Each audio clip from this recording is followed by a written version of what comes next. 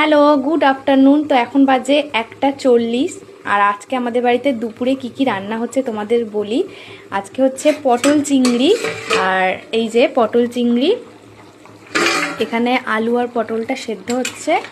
চিংড়ি মাছ দেওয়ার আগে আমার শাশুড়ির জন্য তুলে রাখবো। আর এই যে পটল চিংড়ি, আর এইখানে চিংড়ি মাছ ভাজা আছে। আর এখানে হচ্ছে জ্যান্ত রুই মাছ আছে, রুই মাছ দিয়ে টক হবে। রুই মাছের এই যে দাগার পিসগুলো দিয়ে টক হবে, আর রাতের জন্য রাখা হবে, ঝাল হবে। আর এই চিংড়ি মাছটা পটলে পড়বে, মানে পটল চিংড়িতে পড়বে, আর একটুখানি টকে দেবো। আর এই যে এখানে টক বসিয়েছি, এই যে এই হচ্ছে টক, আম দিয়ে টক, এই যে আম। আর এখানে একটু টমেটো দিয়েছি, আমার টমেটো খেতে খুব ভালো লাগে। আর এই যে আমার মাছটা দিয়ে দিয়েছি, আমি যেহেতু কাঁচা মাছের টক খাই। ওদের মাছটা ভাজা হবে, মানে ভাজা হয়ে গেছে, এই ভাজাটাই দেব।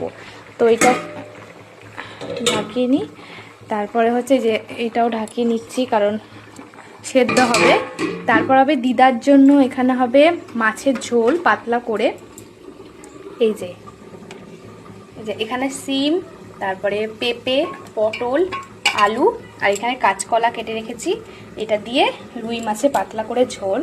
আর এখান থেকে তো বললাম যে আমার শাশুড়ির জন্য পটল আর মানে চিংড়ি মাছ দেওয়ার আগে পটল আর আলুটা তুলে রাখবো। আর হয়েছে পালং শাকের তরকারি, দাঁড়াও দেখাচ্ছি।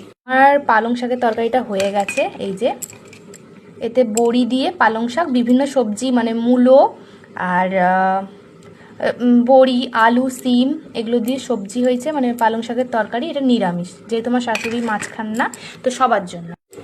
আর এই যে টক, এই টকে মূলো দিয়েছি একটুখানি। মেদিনীপুরে টকে বেগুন, মূলো এগুলো দিয়ে খায়। আমার মেদিনীপুরের টক খেতে ভীষণ ভালোবাসি আমি। তো এই যে, তো চলো আজকের জন্য টাটা।